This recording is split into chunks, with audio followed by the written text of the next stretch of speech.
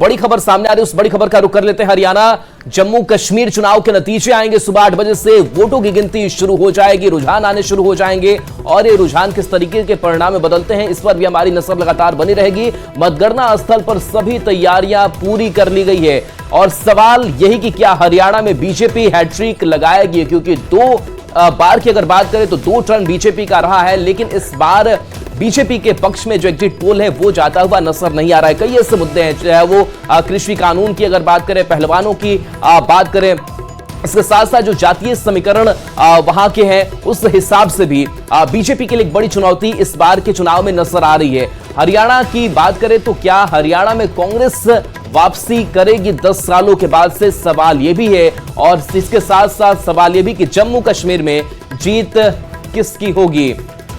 और झारखंड में बीजेपी प्रवक्ता विनेश कुमार हमारे साथ जुड़ गए हैं। विनेश जी, आपको कितनी उम्मीद है? लेकिन सबसे पहले बात हरियाणा की ही करते हैं, क्योंकि हरियाणा में एक जो सत्ता विरोधी लहर है वो भी देखने को मिला। कई ऐसे मसले इस बीच सामने आए जिस पर कहीं ना कहीं बीजेपी थोड़ी पिछड़ती हुई नजर आई, कास्ट वाइज भी कुछ ऐसी स्थिति बनी। आपको कितनी उम्मीद हरियाणा विधानसभा चुनाव से?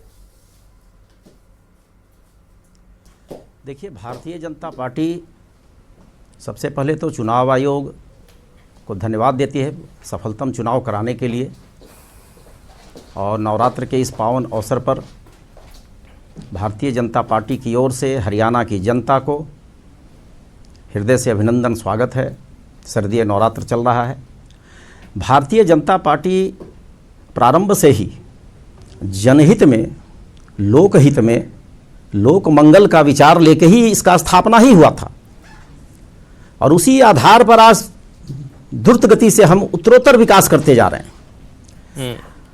इतने कम समय में किसी राजनीतिक दल का आप उठाकर आज़ादी के बाद से देखिए, कांग्रेस पार्टी अखिल भारतीय दल हुआ करती थी, बहुत अच्छा समय मिला। 60-62 साल का समय कोई कम समय नहीं होता है।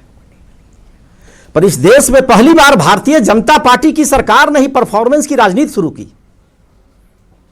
उसका परिणाम यह हुआ कि जनता हमारे साथ कदम से कदम मिला के चल रही है। वहां खट्टर साहब जी ने बहुत अच्छे काम किए हैं, तब तो 5 साल के बाद फिर उनको 5 साल का अवसर मिला था। आज भी हमारा दल बहुत मजबूत स्थिति में है, अभी परिणाम आने दीजिए। भारतीय जनता पार्टी, मैंने कहा कि लोकहित में, लोक कल्याण को लेकर आगे बढ़ी है।